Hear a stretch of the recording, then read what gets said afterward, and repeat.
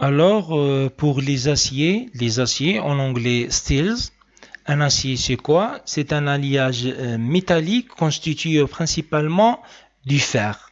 Alors, l'élément de base, c'est du fer et de carbone. Alors, des proportions comprises entre 0,02% à 2% en masse pour le carbone, la teneur en carbone. Alors, c'est essentiellement la teneur en carbone qui confère à l'alliage les propriétés du métal qu'on appelle l'acier, en arabe fouled. Donc, steel, S-T, double I, ou bien en anglais, en français, deux E, L. S, s'il y a en pluriel. Alors, il existe d'autres métaux à base de fer qui ne sont pas des aciers, comme les fontes, qu'on on va voir plus tard, les fontes, le cast iron. Alors, c'est aussi des ferro-alliages, ferromagnétiques. Alors, les aciers sont des matériaux contenant en masse plus de fer que tous les autres éléments et dont la teneur en carbone est inférieure à 2% ou bien généralement 1,8%. Limite courante qui distingue la fonte entre la fonte et l'acier. Alors, c'est ça, l'acier, la teneur en carbone de 0,02% à 1,8 ou bien 2% de carbone. Et bien sûr, il y a plusieurs propriétés.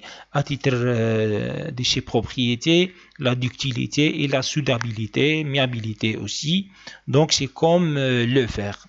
Alors, il y a plusieurs normalisations, plusieurs classifications, plusieurs types. Tout dépend l'école allemande, l'école européenne en général, l'école russe, américaine, japonaise, etc. Mais il y a plusieurs types, plusieurs classifications, plusieurs désignations des matériaux, des types des aciers, pardon.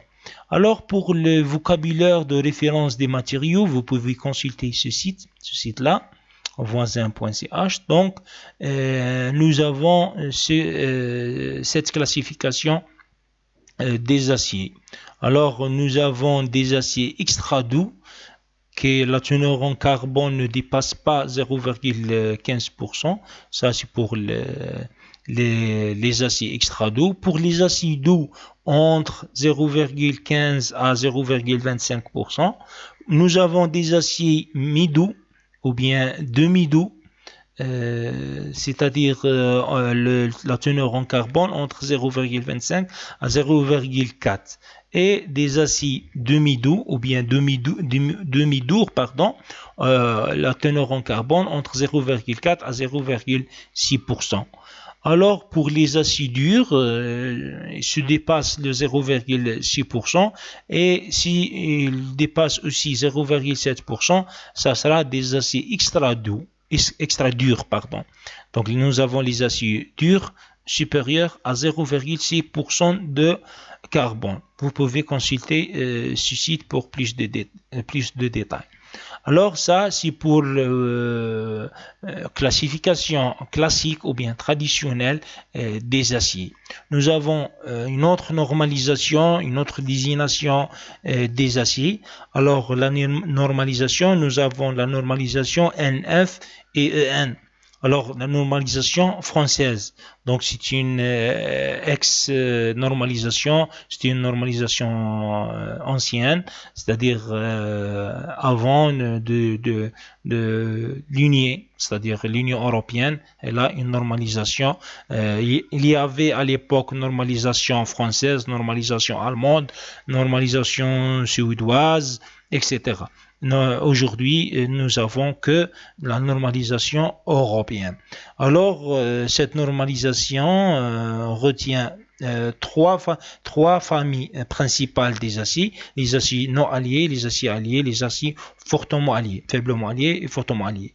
Alors, pour les aciers non alliés, nous avons les aciers d'usage général. Donc, généralement, ça commence par la lettre A, E. Et de construction, ça commence par la lettre S. Alors A plus les 3 points, ça c'est la résistance maximale. R, la résistance maximale pendant l'essai de traction. Donc ça c'est pour les aciers non alliés.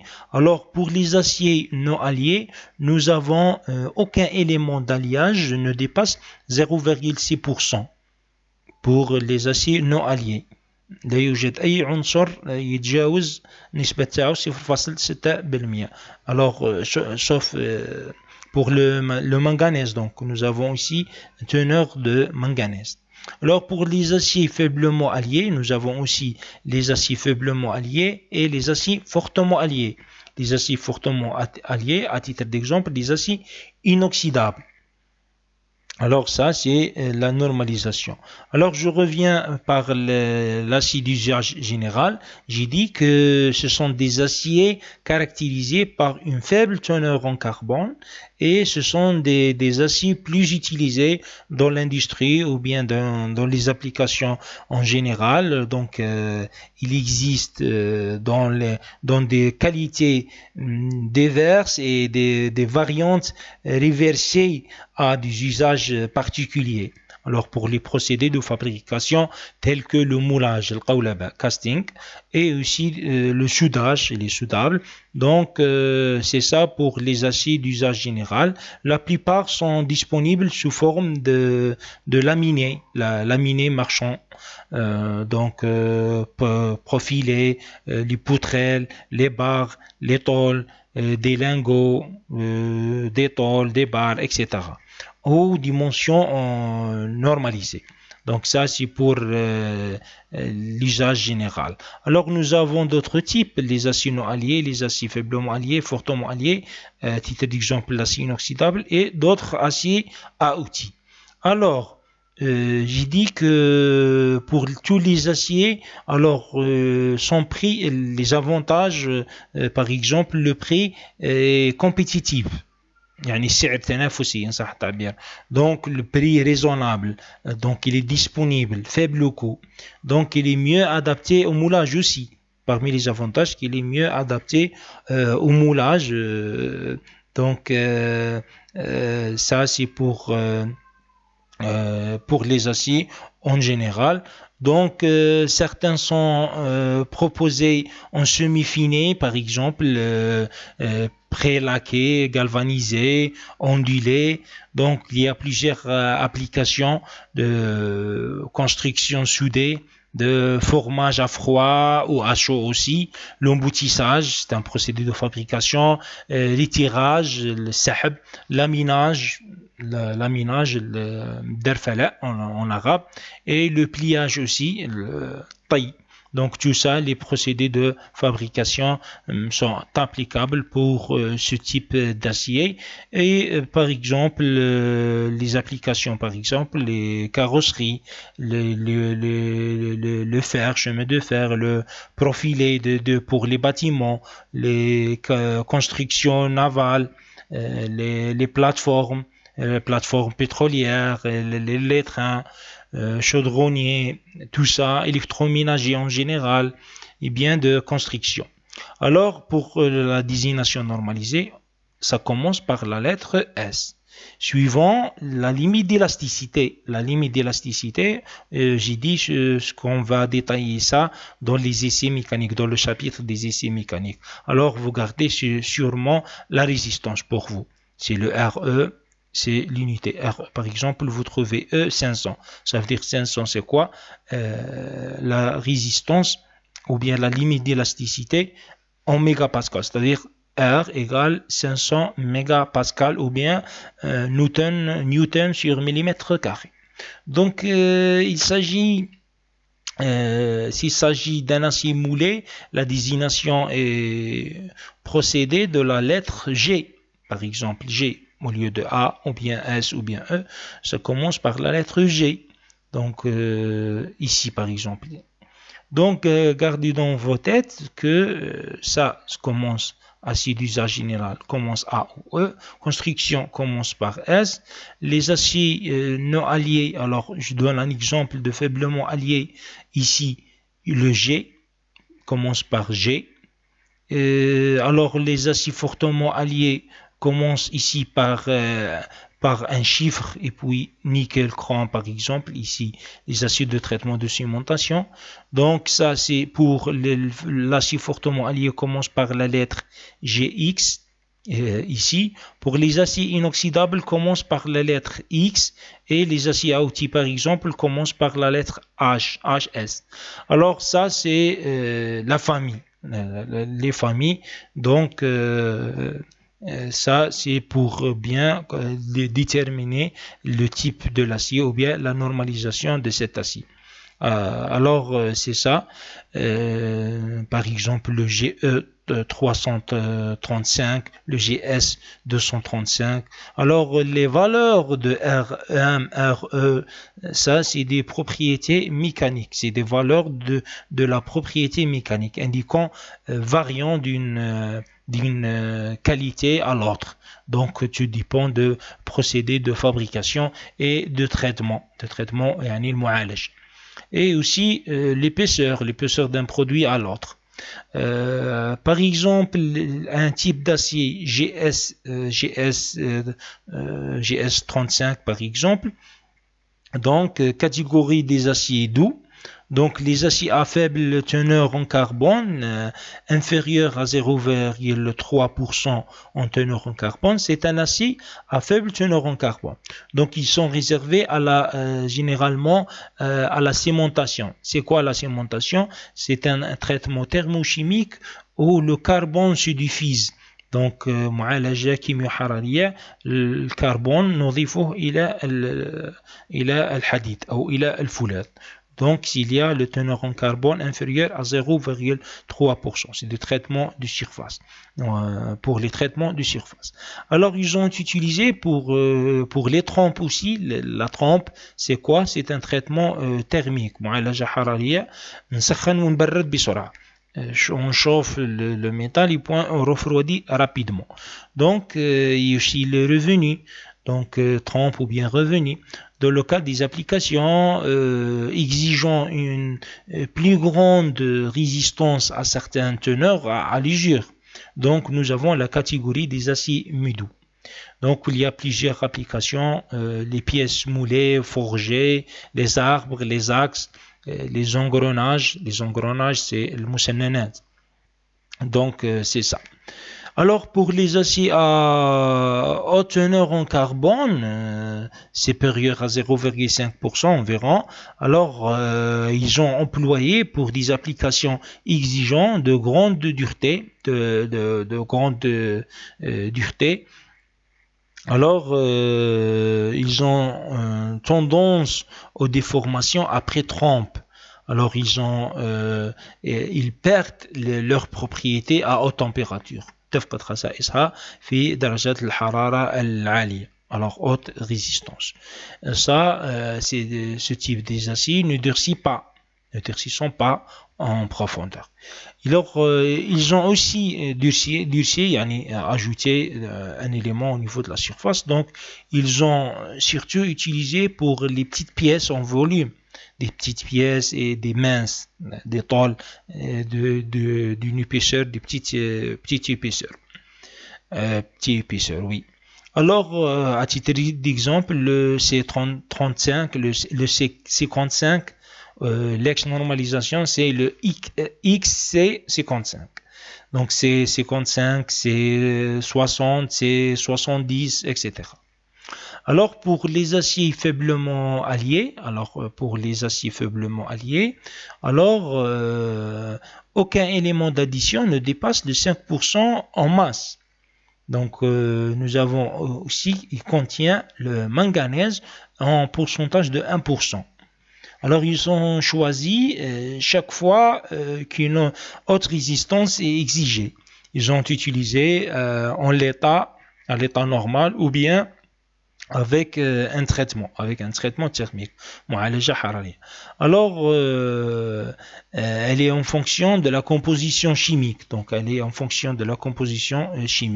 Alors, pour le pourcentage ici, donc exemple pour un acier faiblement allié, nous avons le G35 Ni, nickel, chrome, molybdène, 16. Donc, on ajoute.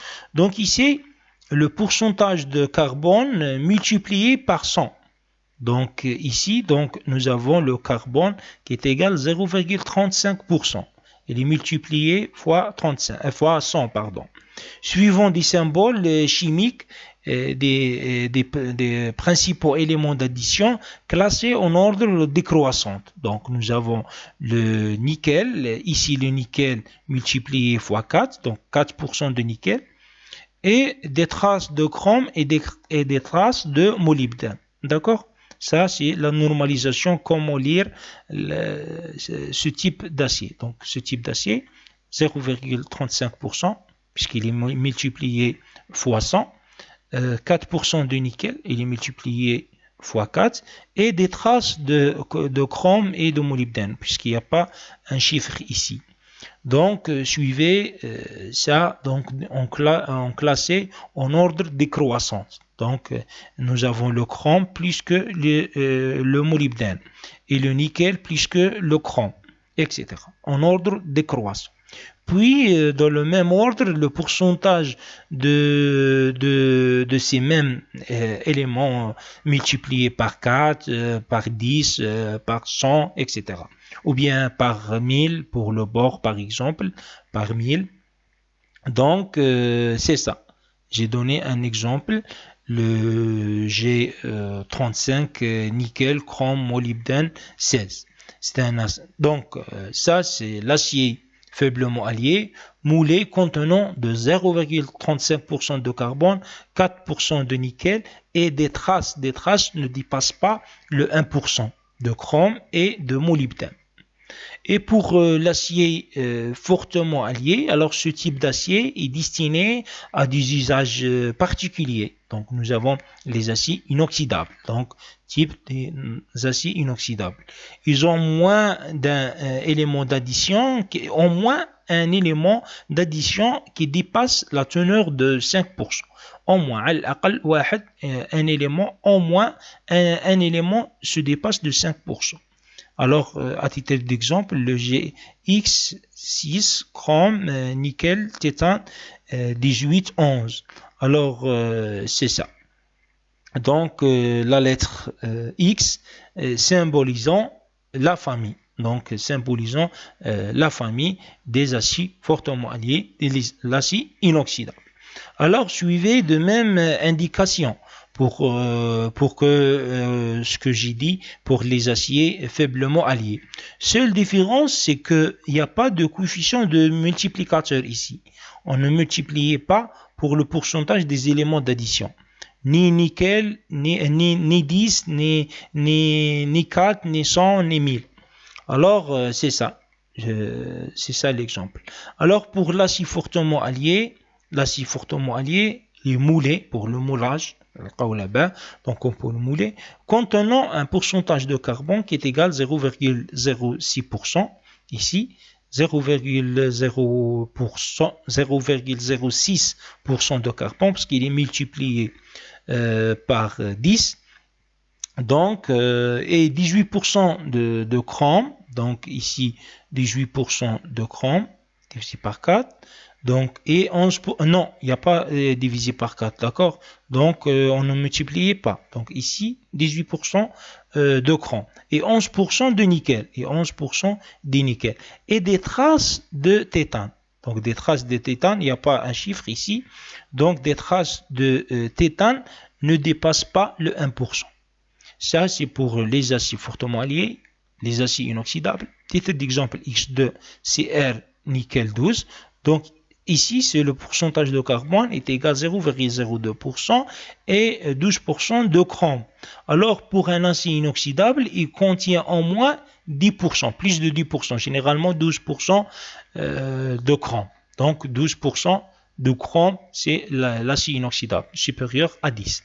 Et des traces de nickel. Ici, des traces de nickel parce qu'il n'y a pas un chiffre. S'il y a un tiret ici et un chiffre, donc c'est le pourcentage de nickel. Sinon, il y a des traces de nickel ne dépassent pas le 1%. Alors, l'acier inoxydable, c'est une famille très importante, alors caractérisée par une grande résistance à la corrosion. Donc, il y a une résistance à la corrosion pour les aciers inoxydables. Donc, ça, contre la corrosion, contre l'oxydation, à chaud, au fliage, il y a une résistance au fliage. Fliage, c'est quoi? C'est une contrainte à haute température.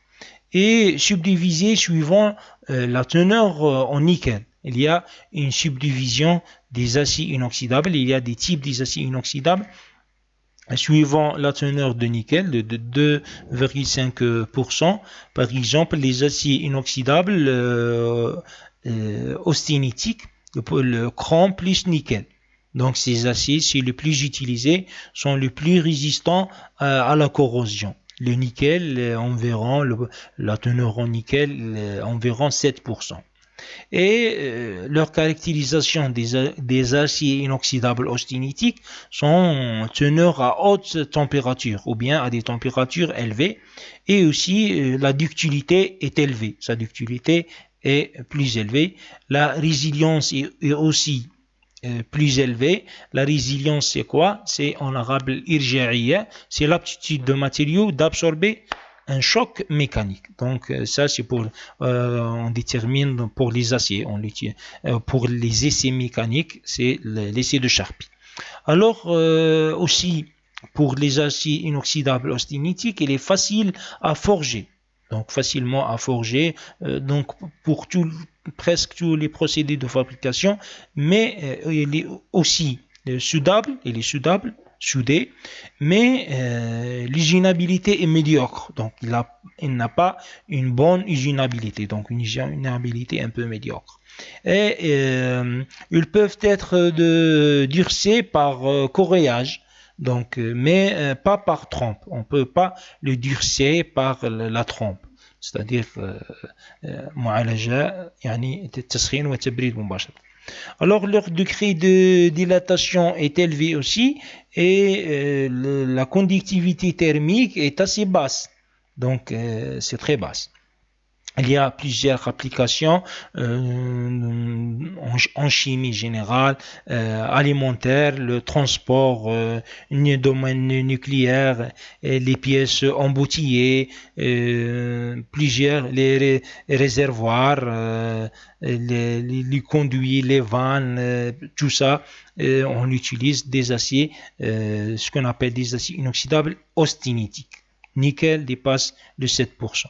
Pour les aciers inoxydables d'autres types ferritiques, ça veut dire quoi? Ça veut dire c'est la ferrite, c'est de la phase alpha, ne dépasse pas un pourcentage de carbone, généralement entre 0,02% à 0,08%. Donc c'est ça la ferritique. Donc sont toujours ductiles. C'est comme l'austénite, mais ne durcit pas par trempe, ni par écrouissage, ni par trempe. Ils sont facilement à étirer, de former, de plier, de forger, de rouler, tout ça. Donc les procédés de fabrication, il est facile de le fabriquer par ce type: étirer, سحب, former. يعني تكوين أو مولي القولبة بليي طي forger rouler etc. الحدادة forger, donc on forge, et le pourcentage de nickel ne dépasse pas le 1%. Alors pour l'austénite, j'ai dit 7%. Ici, ne dépasse pas le 1%. Alors, il est moins résistant à la corrosion par rapport à l'austénitique. Et parmi ses propriétés, il est plus économique, hygiénabilité toujours médiocre, mais sa soudabilité est moyenne. Donc il est peu résilient et faible teneur à la traction. La résistance maximale est faible, surtout sous la température élevée. Alors il y a plusieurs applications: les aciers inoxydables ferritiques, Donc les équipements, les équipements ménagers, les décorations internes, l'automobile, les mobiliers, tout ça.